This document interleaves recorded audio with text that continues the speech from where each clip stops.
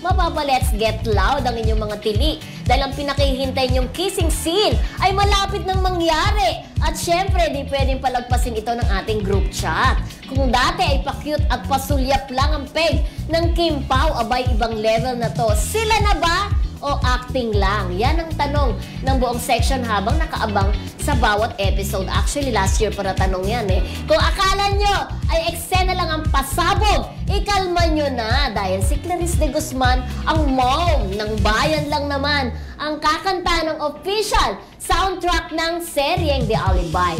Triple treat ang peg, may kilig, may sampal sa puso, at may birit. Mapapatulalay ka talaga sa window at maaalala ang mga kahapong di na maibabalik. Kaya mga classmate kong mosang, siguraduhin na din updated tayo sa mga episode ng The Alibay. Baka hindi lang kissing scene ang mangyari. Gusto nyo yon? Wow. Diba tapos na yung first cycle nung kanilang taping, diba? Bumalik na sila Kim. Pabalik ng Cebu. Yes, for the second cycle nga.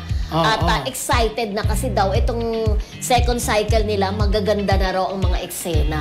Ito na yung matitindi. Nakuko ng mga eksena. Yung first cycle kasi, di ba, yung pag-establish. Yes. Pero actually, yung pilot episode, yun ang para sa akin, pinakamagandang episode ng isang serye. Kasi ini-establish mo yung kwento baka diba? Yung pagbabalik nila, kukunin yun.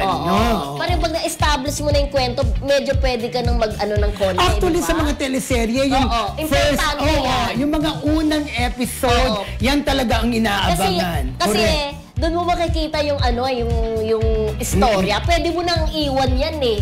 Di ba, ng ilang araw? Pero Mildred, excited ako sa kissing scene. Ikaw excited ba? Oo naman, after nilang sobrang, di ba si Vice Ganda nga, inaasar niya si, si Kim Chiu dun sa kissing scene nila ni Paolo dun sa My Love Will Make You Disappear. Na parang nagmonstra pa si Vice na parang si Kim daw, na parang nakanganga daw, na parang naghihintay. Kaya nga. Diba? Kaya ang ating mga fanay talaga nakaabang na yan. At I'm sure, hindi totoo yung na sinasabi nila baka next year pa.